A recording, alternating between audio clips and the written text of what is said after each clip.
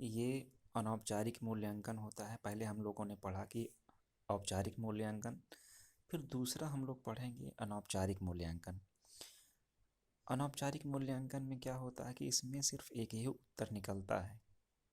तो इसमें के बारे में पढ़ेंगे कि अनौपचारिक मूल्यांकन में छात्रों का मूल्यांकन अध्यापक या प्रेक्षणकर्ता द्वारा बिना उसकी जानकारी के किया जाता है। इस मूल्यांकन द्वारा छात्रों का जो गुणात्मक मूल्यांकन होता है किया जाता है। तो अनौपचारिक मूल्यांकन की जो प्रमुख विधियां हैं जो निम्न हैं, जैसे कि अवलोकन निरीक्षण, अवलोकन निरीक्षण, फिर संवाद हो गया, फिर चौथा जो है वो अभिलेख हो गया। तो सर्वप्रथम हम अवलोकन या निरीक्षण के बारे में पढ़ेंगे कि जिसको हम देखकर या अवलोकन करके, इसको अंग्रेजी में ऑब्जर्वेशन भी बोलते हैं।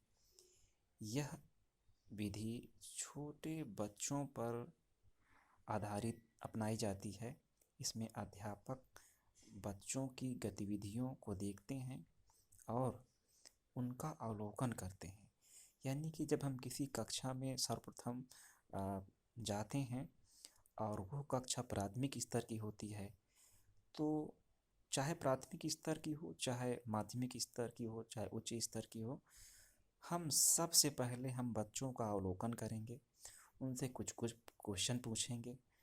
और क्योंकि अगर हम अवलोकन नहीं करेंगे तो हम यह नहीं जान पाएंगे कि बच्चों का क्या लेवल है, उनके शिक्षण का क्या लेवल है।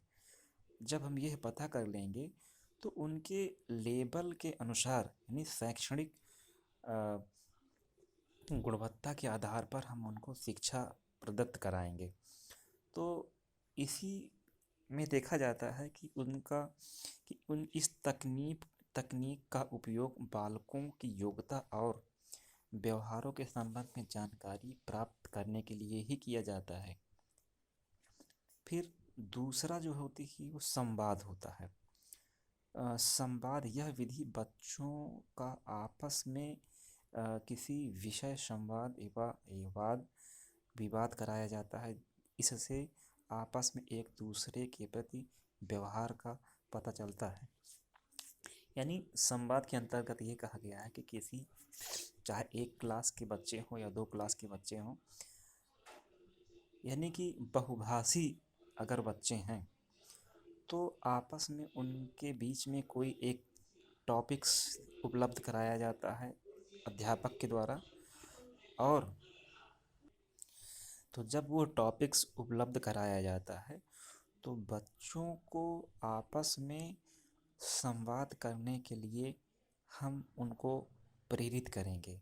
क्योंकि उस टॉपिक्स के बारे में अगर बच्चे कुछ शब्द आपस में बातचीत करेंगे तो उनकी मानसिकता का पता चलेगा, और उसके बाद में उनकी मानसिकता का पता चलेगा कि उनका मानसिक स्तर किस प्रकार का है, किसी उस टॉपिक्स के बारे में वह बच्चे किस प्रकार समझते हैं।